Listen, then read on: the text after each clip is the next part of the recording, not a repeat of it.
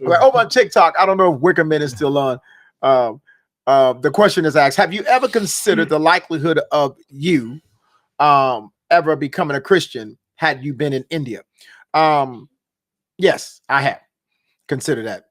India, China, Africa, born in the 1600s, the 1500s.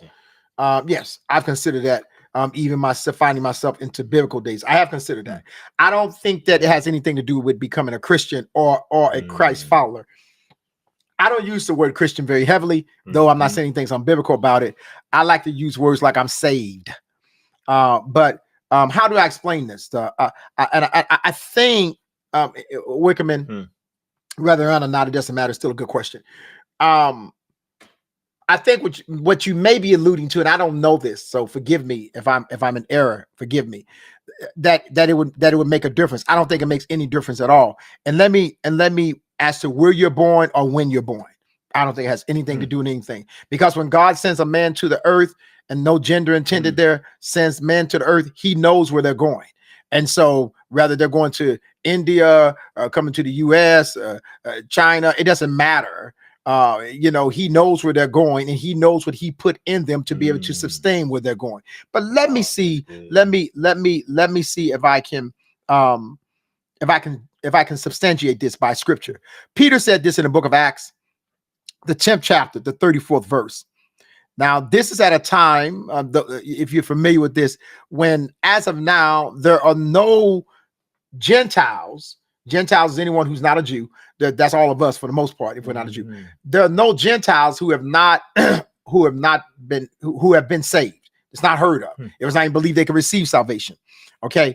So Peter says, in verse 34, opening his mouth, Peter said, most certainly I understand now that God is not one to show. So he's kind of answering your question, because it was believed that based on the fact that you could say the Gentiles were from India or Indian, whatever the case may be, that they could not be saved. Okay. But Paul said, Peter said, I understand now that God is not one to show partiality to people, as though Gentiles were excluded from God's blessing. But here it is to answer your question. But in every nation, the person who fears God, every nation, the person who fears God, doesn't matter where they're from, the person who fears God and does what is right by seeking him is acceptable and welcome by him. And so understand this here, that you might say, I get that, I hear what you're saying, but maybe you might want to take it to a place of saying, but what if there's some place in India or some place in the world, and I believe there are some places in the world in which they have not been how can I say visualized by man, that don't even know the gospel of Jesus Christ, and there's no man to preach the gospel of Jesus Christ to them. I don't think I don't think someone needs a man to preach the gospel. I think that's just a luxury. I don't think you need someone. I think the Bible supports that very clearly. He says in Psalms 19, he says, the heavens are telling of the glory of God. We can stop right there.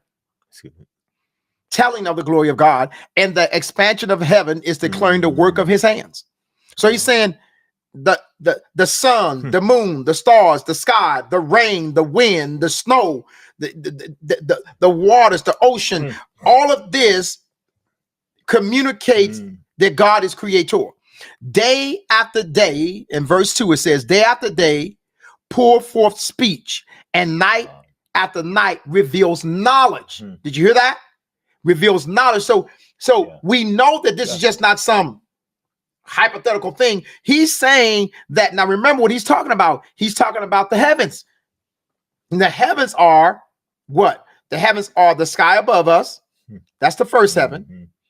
Okay. And then the second heaven will be considered outer space, and the third heaven will be considered where God reigns. Okay. Paul said, I knew a man who was caught up to the third heaven, whether in the body, out of the body, I know not. But we know he's talking about where God is. So nevertheless, but we see the scripture says here, there's no man present here, Wickerman, no man's present, but yet knowledge is being revealed. The Bible says, and night after night reveals knowledge. So knowledge equals knowing. There is no speech. So no matter where you're from, there is no speech, nor are there spoken words from the stars. Their voice is not heard. So that, you know, and I could go on, but there's no place in which a man can hide from the voice of God. The evidence of God is his creation. And I think one obstacle that we have is sometimes we restrict God to being so human that we feel like if someone's not talking to someone, then how would they ever hear about the gospel of Jesus Christ, right? But you must understand that God ministers through his creation. And people have those experiences, and sometimes they don't even realize that they've had those experiences and that creation has ministered to them. God, if you're real, let it rain right now. Ain't no man around for that. God, you see what I'm saying? Good. I mean, so at the end of the day, it doesn't matter where we're born. It doesn't matter when we're born. It does not matter. God decides when we're born. And to some degree, he may not decide completely where we're going to be born. Okay. Not necessarily, but he sure knows where you're going to be born. Yes, sir. And that would make him a short God if he didn't consider that. Yes, sir. And I personally believe the norm is through a vessel. But as you even bring it out in the scriptures, there are times where there's no physical man that's present.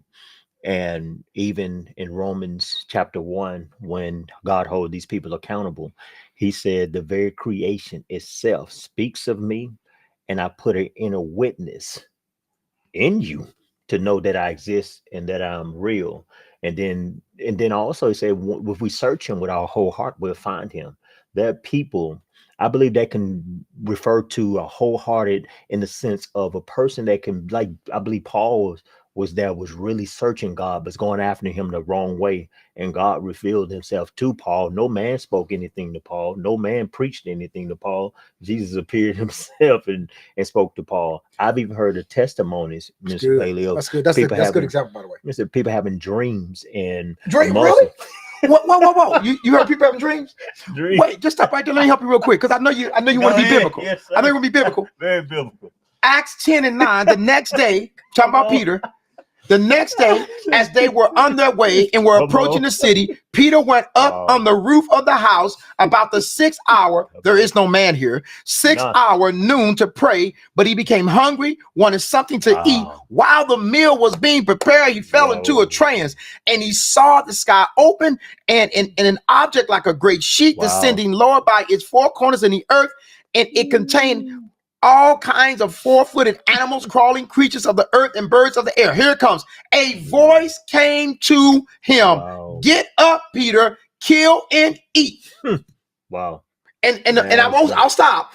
But he goes on having this conversation with God. That is. Because he tells God, to show you it's a real conversation. I'm not going to read it, but just next verse, he tells God, he says, no, I've never eaten anything unclean and uncommon. Yes, so now Peter has a certain way of thinking. Yes, sir. And Peter said, no, because we don't eat unclean animals. We know and then God responds back to him and says to him, wait a minute. What I have pronounced clean, you no longer call unclean, in essence, what he said. And so he says, what I've cleansed and pronounced clean, no longer consider common or unholy. So now there's a conversation being held. Wait a minute, man of God, but there's no man around. Amen. Wait a minute.